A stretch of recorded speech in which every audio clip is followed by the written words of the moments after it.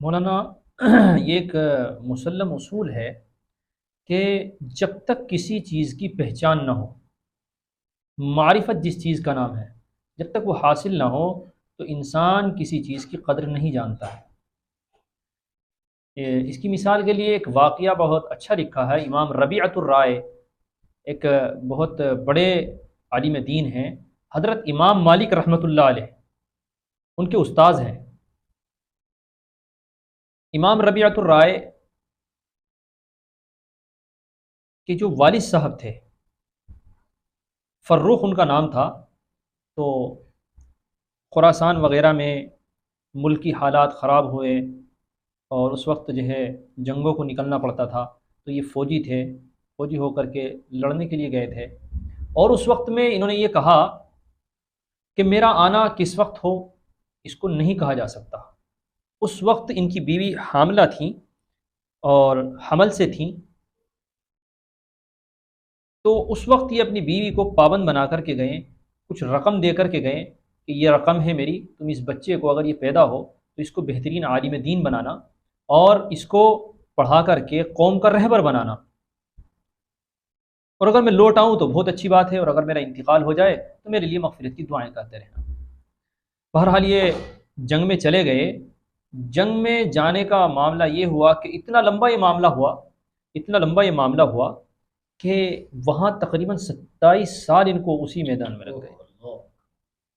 27 سال تک یہ وہاں پر رہے۔ ادھر ان کی بیوی کیونکہ حمل سے تھی تو ان کے ولادت ہو گئی اور اللہ نے بیٹا دیا۔ جب اللہ نے بیٹا دیا تو انہوں نے شوہر کی جو ہے وصیت کے مطابق انہوں نے اس کو اسی طرح سے بہترین عالم دین بنایا۔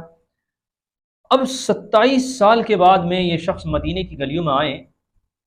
تو 27 سال کے بعد تو سب کچھ بدل جاتا ہے، بالکل ایک نسل جوان ہو جاتی، وہاں کی گلیاں بدل گئیں، وہاں کے لوگ بدل گئے، کوئی پرانا آدمی ان کو جاننے والا نہیں ملا، یہ نئے نئے انجان سے بہرحال گھومتے گھامتے اسی طریقے سے یہ اپنے گیٹ پر پہنچے۔ جب یہ اپنے گیٹ پر پہنچتے ہیں تو دیکھتے کیا ہیں کہ اندر سے کوئی نوجوان آ رہا ہے اور ادھر سے یہ گھر میں داخل ہو رہے ہیں، تو اس نوجوان نے فوراً ان کو روکا، اے میاں کہاں جا رہے ہو، کیوں گھر میں گھسے جا رہے ہو، کیا مطلب ہے تمہارا میں گھر میں گھسنے کا، ہوتے کون ہو تم؟ تو ادھر سے یہ کہہ رہے ہیں کہ تم کون ہو میرے گھر میں جو گھسے ہو، یہ تو میرا گھر ہے۔ کہ اچھا تمہارا گھر کیسے ہو گیا، یہ تو میرا گھر ہو گیا، یہ تو میرا گھر ہے، میں اس گھر کا مالک ہوں، آپ محلے والوں سے پوچھ سکتے ہو۔ وہ کہہ رہے ہیں کہ بھائی تم کس طرح کی بات کر رہے ہو، میرا دادلائی گھر ہے۔ یہ تو میں چل ہی رہی تھی کہ اتنے میں ان کی والدہ نکل آئی اندر سے، پتہ نہیں بیٹے کا کس سے جھگڑا ہو رہا ہے۔ تو اندر سے جب وہ نکل کر کے آئیں تو انہوں نے دیکھا کہ یہ تو میرے شوہر ہیں، انہوں نے ان کو پہچان لیا، انہوں نے کہا کہ بیٹا رکو، ربیعہ رکو، یہ تو تمہارے والد ہیں۔ او ہو مولانا، پھر جو ایک دوسرے کو پہچانا ہے اور پھر جو ان دونوں نے محبت کا اظہار کیا ہے، پھر دونوں گلے مل کر کے بہت روئے بہت روئے، اور بہرحال باپ نے بھی 27 سال کے بعد ایک جوان بیٹا دیکھا، اور اس بیٹے نے بھی کہ جس کی امیدوں سے ہی باپ ختم ہو چکا تھا، 27 سال کے بعد ایک اسے معلوم ہوا کہ میرا باپ یہاں پر آ گیا ہے، تو کیا عجیب منظر ہوگا۔ تو علماء لکھتے ہیں کہ دیکھیے، جب تک ایک دوسرے کی معرفت نہیں ہوئی، جب تک ایک دوسرے کی پہچان نہیں ہوئی تو جھگڑا کر رہے تھے، لیکن جیسے ہی ایک دوسرے کی پہچان ہوئی، معرفت حاصل ہوئی، تو فوراً ایک دوسرے سے بغل گیر ہو گئے، محبت کا اظہار کرنے لگے اور ایک دوسرے کے ساتھ مل کر کے رونا شروع کر دیا۔ لکھا ہے کہ بندے کو جب تک اللہ کی معرفت حاصل نہیں ہوتی ہے،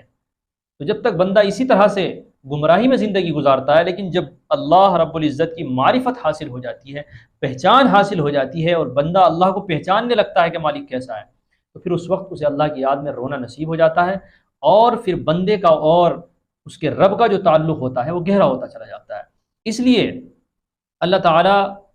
سے محبت بڑھانے کے لیے، اللہ کی محبت لوٹنے کے لیے اور اللہ کی رحمت کو متوجہ کرنے کے لیے اللہ کی معرفت بہت ضروری چیز ہے۔